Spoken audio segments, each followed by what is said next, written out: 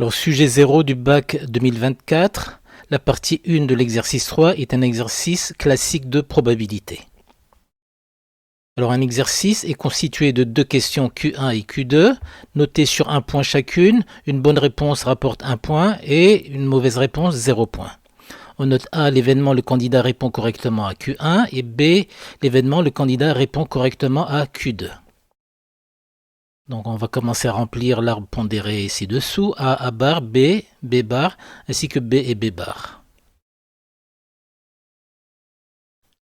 Alors un candidat pris au hasard a une probabilité de 8 dixièmes de répondre correctement à Q1, donc 8 dixièmes et 2 dixièmes.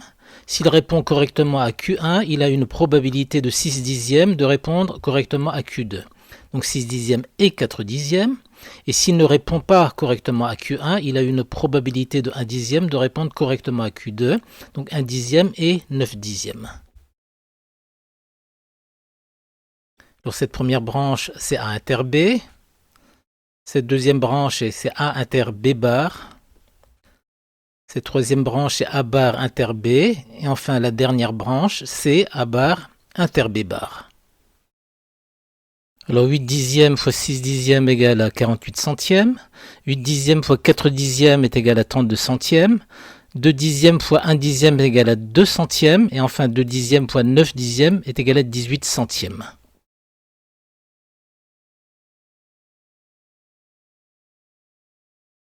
Alors question 1, compléter l'arbre pondéré ci-dessus, ça c'est fait. Question 2, calculer la probabilité que le candidat réponde correctement aux deux questions Q1 et Q2. Cela revient à regarder la première branche de l'arbre pondéré, soit A inter B, et P de A inter B est égal à 48 centièmes.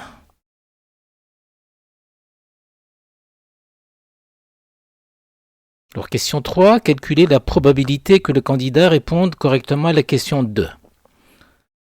Si on veut se servir de l'arbre, on va regarder la première branche et la troisième branche, celle qui se termine par B. Donc c'est égal à P de A inter B plus P de A bar inter B, soit 48 centièmes plus 2 centièmes, c'est-à-dire un demi.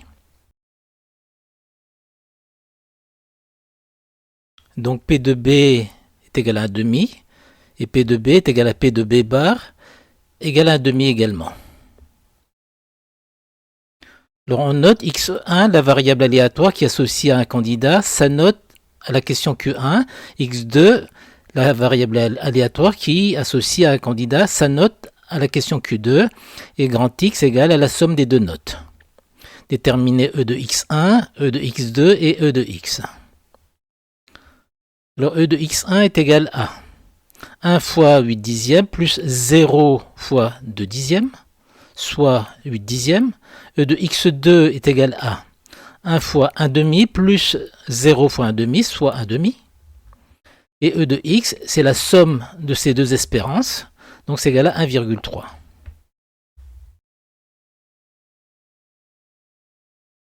Alors, dernière question.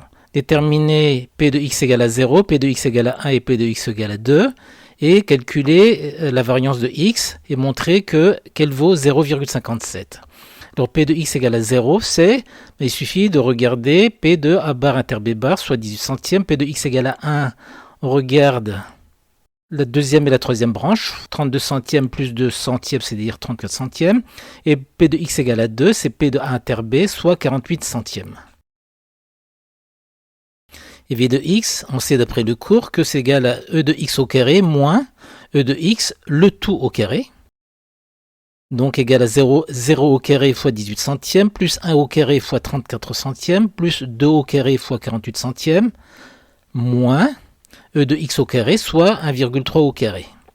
Donc on fait les calculs et on obtient bien 57 centièmes, ce qu'il fallait trouver.